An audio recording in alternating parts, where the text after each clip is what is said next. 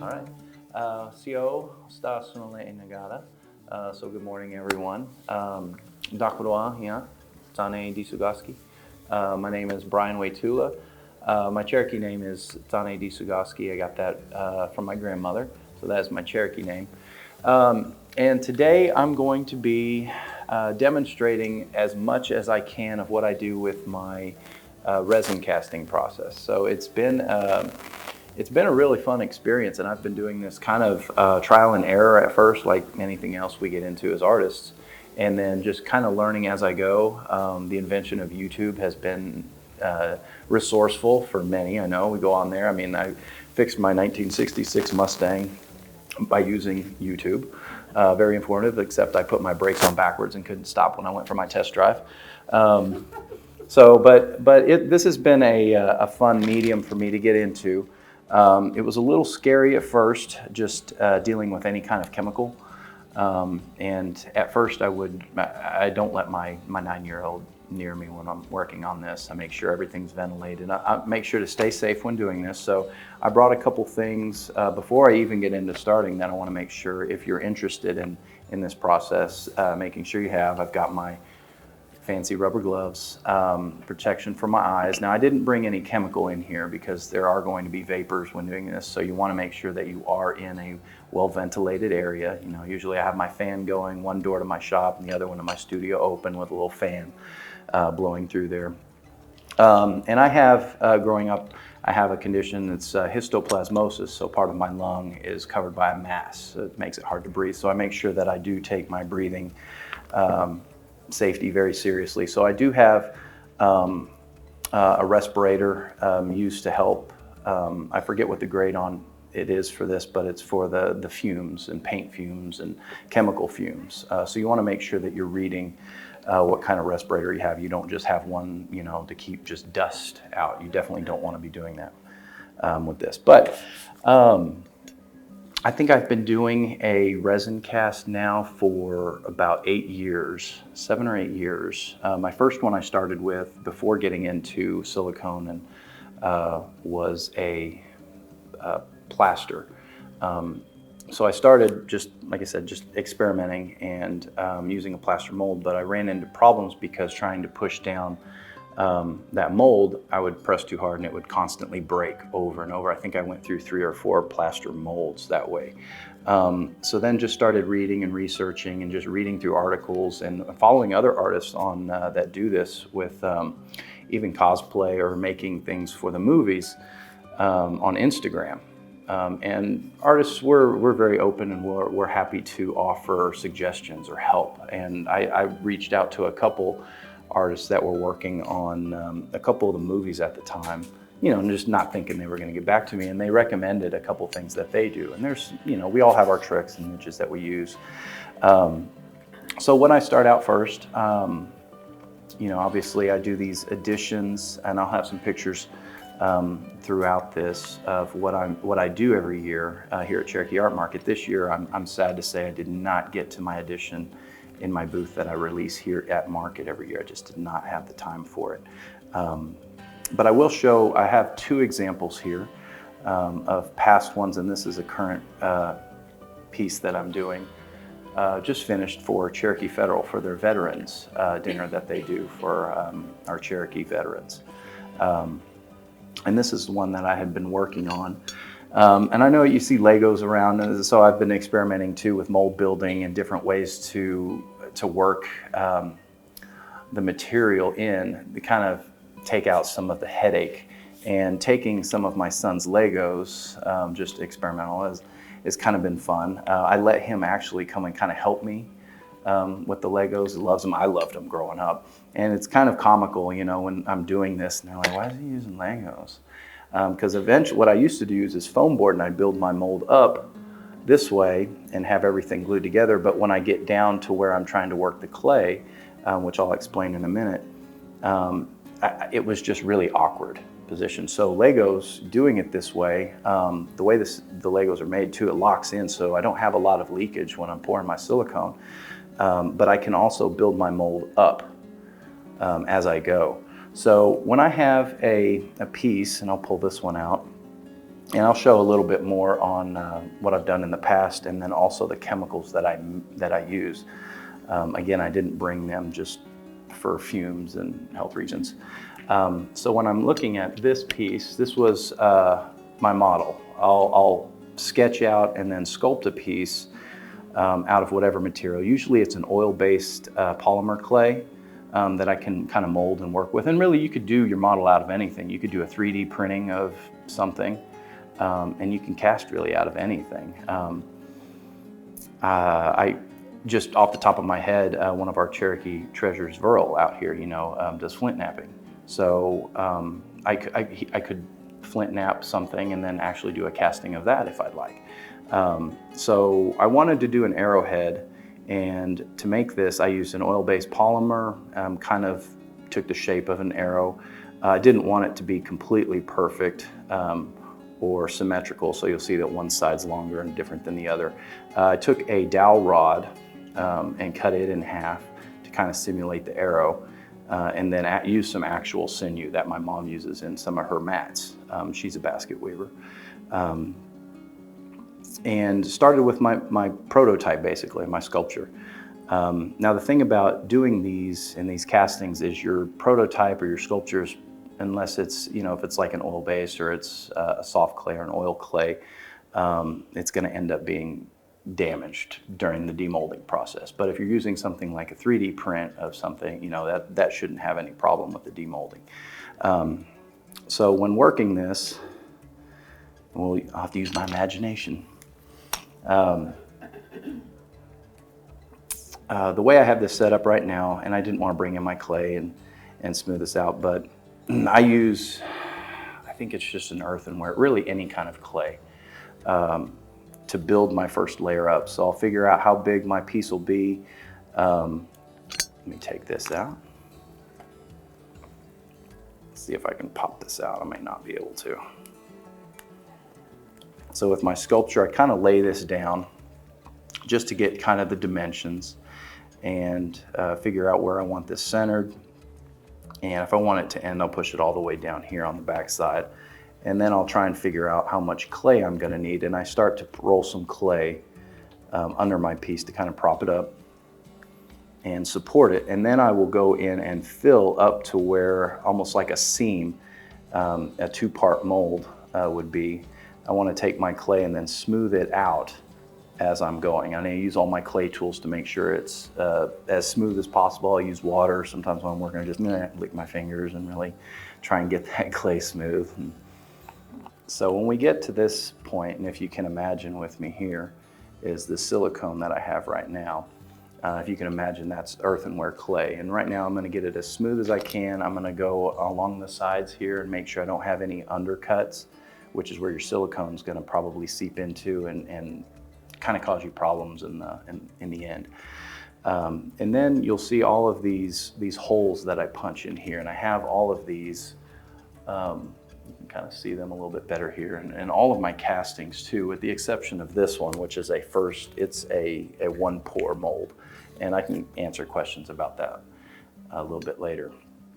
I will go in with something and just make simple registration marks is what all these are. And what that does is it helps hold your mold together so that none of the material resin is going to come out. So once I'm at this point, and we'll pretend this right now, the silicone that I have from this first mold is clay. I'll take my Legos, and usually when I do this too, how many in here, I'm just curious too, ever grew up or you just played with Legos, or we know how to use these? I see some hands, I'm like, get them up there, it's okay. I still build Star Wars Lego sets. So you kind of want to, almost like brick building, you want to set a brick on your gaps here as you go, because if you just brick them together, kind of like this, and you don't have anything that interlocks. I know this seems, elementary, but I've taught some small ones, and they do it that way, where they interlock. You're going to end up with run out, which honestly I found out the hard way. So I'm gonna build this up a little bit, and I'm just gonna throw some down in here really quick about the height that I want. And I'll usually use a ruler to set it across, and if it's too close, I like to try and leave about, I'm not sure, I would say maybe 1/4 of an inch of space above my mold or whatever I'm working. Okay, I know there's a hole right there, but I'm just throwing these on really quick to get the height. So I'm gonna build this mold up to the height that I feel comfortable with when I put my ruler down. Maybe I'll just do this a little bit. There, I'll just go that far. Okay, once I get it built up to the height I want, and I think I've got some coverage right here over the top.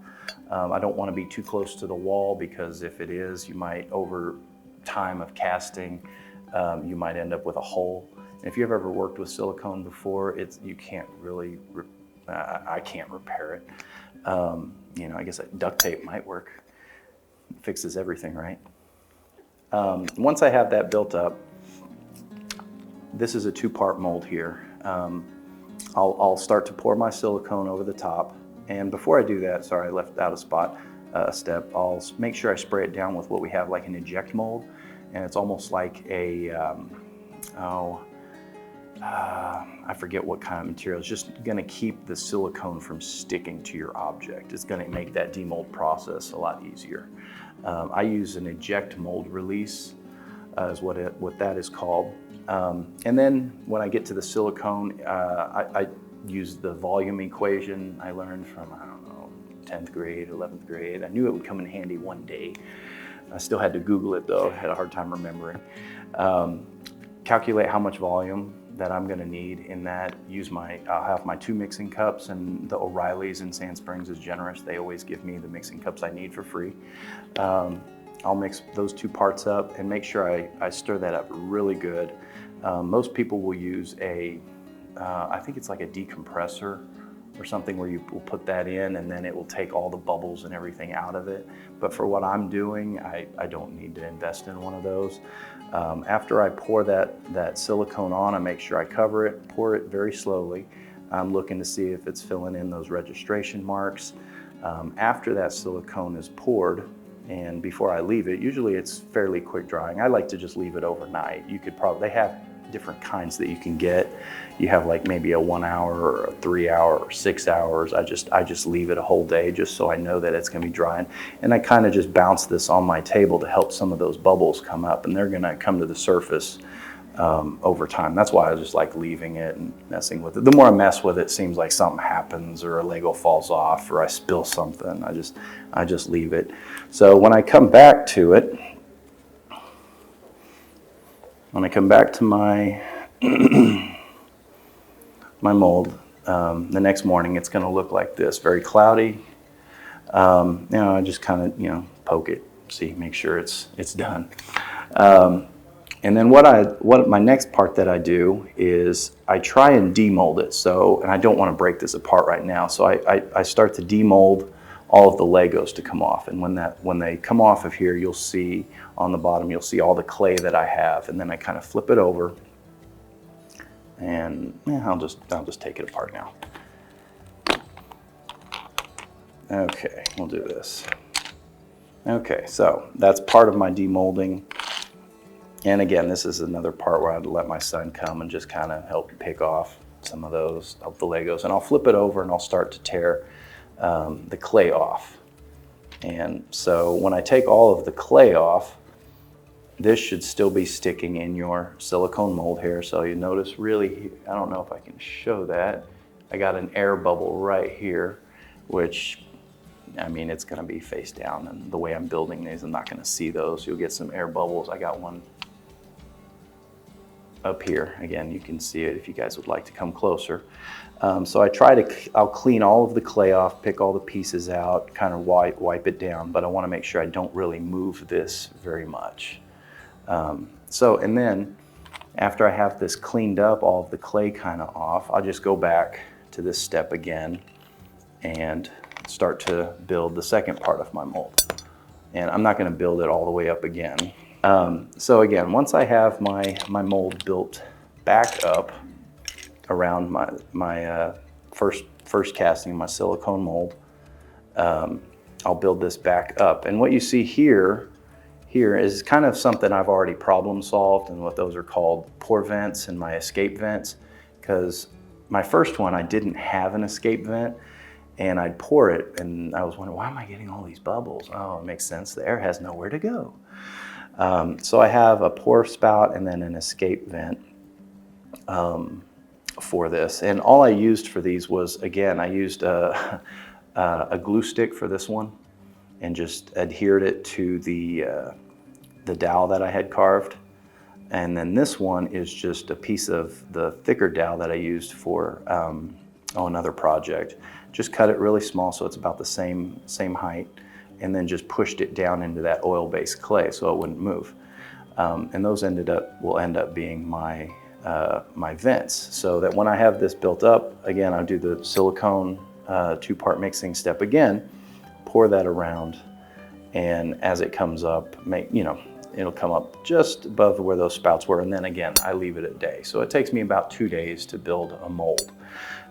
My third day, I'll come in and it will be surrounded by my bricks, do the same thing, take my bricks off.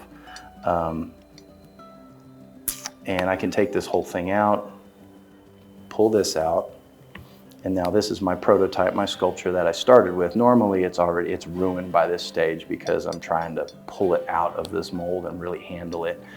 And then what you're left with is kind of just a mold of your sculpture, a 2-part silicone, and your pour vents. So this would be the one that I would do. I think I did 50 of these castings, and I could probably really push it. I just don't have the energy to do like a 100 cast or a 200 cast, or really just see how much, because the resin does start to get expensive. So what I do is then I'll take my silicone mold, and I use rubber bands. Even though I still have these registration marks, you still want to use this so you still have a tight seal. And I use quite a bit, and you can see on other molds, this one's a little bit easier. You can see how large some of the molds have gotten for the larger castings that I've done. I will wrap those things tight. Then once I have this, I'm throwing bricks. Then I can start to get into the resin casting process. And I'm going to pull up so I can show you. This is the, I use a TC. I was trying to get this.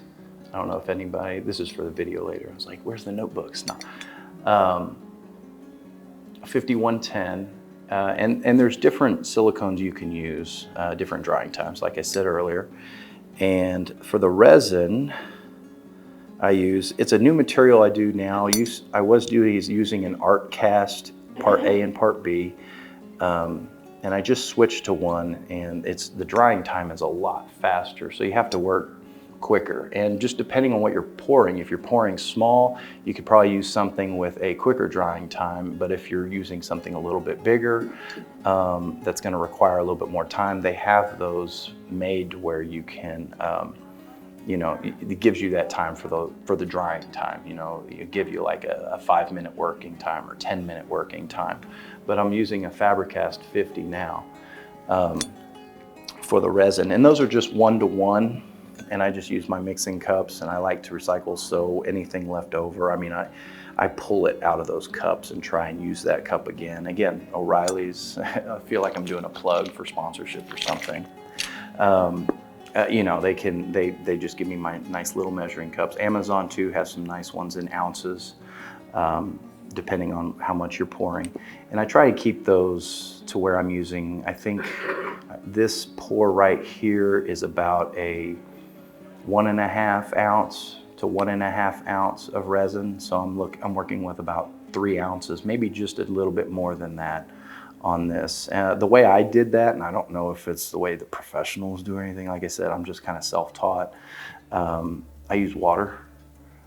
just to see, okay, well, I've still got room left. How much did I use? And then I make those notes just to see how close I'm getting before I start using that chemical and before we go, oops, I didn't use enough. But that is, and I'll show you a couple more that I have. I started off with, I did Tricksters, our G-Stew in Cherokee, and this is a one mold, so again, it's hard. Okay, there we go, we can do it this way. And this was all by experimental, so I put my Trickster down on my base that I was working on, put a clear plastic tube around him, and then poured the two-part silicone around him, which when I demolded it, looked like this. So technically, you see the feet. There we go. There's the feet. And I'll do it like this so you guys can see. So originally, he was like this on a block of wood, and the cylinder came all the way up to here, and I poured that silicone, and it hardened. Had to cut him off with some a Sawzall kind of to get the wire and him apart here, and then to do this one part, you notice I didn't cut a straight line here. I had to cut it off so that it wouldn't leak out, and had kind of some grooves when I rubber band this back together. But I found out that demolding process was very hard and hard to pull this silicone back every single time. So I started looking at the two-part molds. And you can do different parts. I did a turtle, a doxy. Got that from on a Cherokee Word of the Week. No. Very helpful. So this one was for my doxy. I released these at the First Americans Museum. Sorry, I forgot to turn off my phone.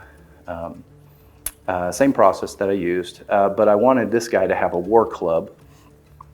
So I did another mold here, and you can see the pour spout and the escape vent. Very small, and then had a groove on my original sculpture where I would just drill and then put some Gorilla Glue, works wonders, and put that in there, sanded a little bit, and then went into painting those. So you can, there's a lot of engineering, not a lot of engineering, but you have to engineer a little bit to kind of plan for the air. If you're going to do any kind of, these are going to end up going on a nice acrylic base. So these worked as the escape vents, and they also worked for how I'm going to be inlaying them on the acrylic bases. So they're also the supports. And this one, and if we have any pictures of what these look like in the end, if we can show them. I think I have some wolves that I did, or were they foxes? No, they were foxes. And this is one that I brought with me, another one. My Jonas, this is one of my son's favorite ones. He loves the bears. And so depending on how you want your, I also think about when I'm doing these is sanding where my seam is going to be. So you can kind of see, I wanted to try and go almost just down symmetrical of my my figure here. This one was pretty easy because I don't need a release vent because he is so wide out here, and these were very easy to pour. So you also kind of think about your overall sculpture in general. I just sand these things down, the seams down, and then go to priming them, and then I start to go in and paint with my artwork. But after I'm finished, you're more than welcome to come up and kind of see these molds and kind of feel them in person. Do we have the pictures? Yeah, so that's what they end up coming out with, look like. And really, that's just my style, what I like to do. I love mosaics. I love puzzles growing up. I love stained glass. I love to see that black and that color illuminate. So these were, it's a take on pointillism, but I'm using various circles to start to make those shapes that will make my image or my figure. And they kind of come up with names as the personalities of their own as they go. Those were the foxes I released last year. And really, if you do this, you can do any kind of artwork you want. You can spray paint on these. And I paint with acrylic, and then I seal them just with an acrylic spray. And then I go in and router and sand and cut all my bases myself. But they're a lot of fun to work on. I see my little flash bear there down at the bottom. Just things that I grew up watching, comic books. You know, my best friend from 4th grade is a Navy veteran, so I love doing the red, white, and blue, and then I'll do a blue, white, and red. I try to keep some of the same editions. You know, I'll do one in blue. I'll admit, I had a Care Bear. I think it was Bedtime Bear, so I started putting that one on there. My mother, who's a Cherokee Treasure, my grandmother's a Cherokee Treasure, really loves sunflowers. So Mom, I do one special one for her that has a sunflower on a figure each year. But so that's kind of what I do with resin casting. It is a long process. So when I tried to release these in, what month is this? October. I start thinking about this release date maybe in January or February. So there is some time. I have shows and art thing, you know, and dad commitments, family commitments that I do, but I try and work and give myself enough time to plan these out in case I run into a problem. Like I did with my turtles, I had to remold that one because I molded it in half, and I should have went vertical with something, but had a little oops on that one. So it's quite the process. So, you know, people see the end results as artists, but they don't get to see the suffering and what takes place to get to that end result. So I appreciate you guys letting me demonstrate and just kind of show a little bit about what I do, just a glimpse into my studio. And if you follow me on Facebook and Instagram, you know, click to subscribe. You know, I try and do some of these videos just as I go, whether I'm spray painting or, you know, cutting my own stencils by hand, or, you know, just getting one of those moods where I know Miss Mary Beth has probably seen me dancing in my studio now and then, you know, that I post. But, you know, I always like, when I'm working on this process, to start showing some clips of just what I'm doing as I'm going. I just don't do the whole process in one video. So, but if you have any questions, feel free to reach out and I'll just help the best I can. So I hope you guys enjoyed that.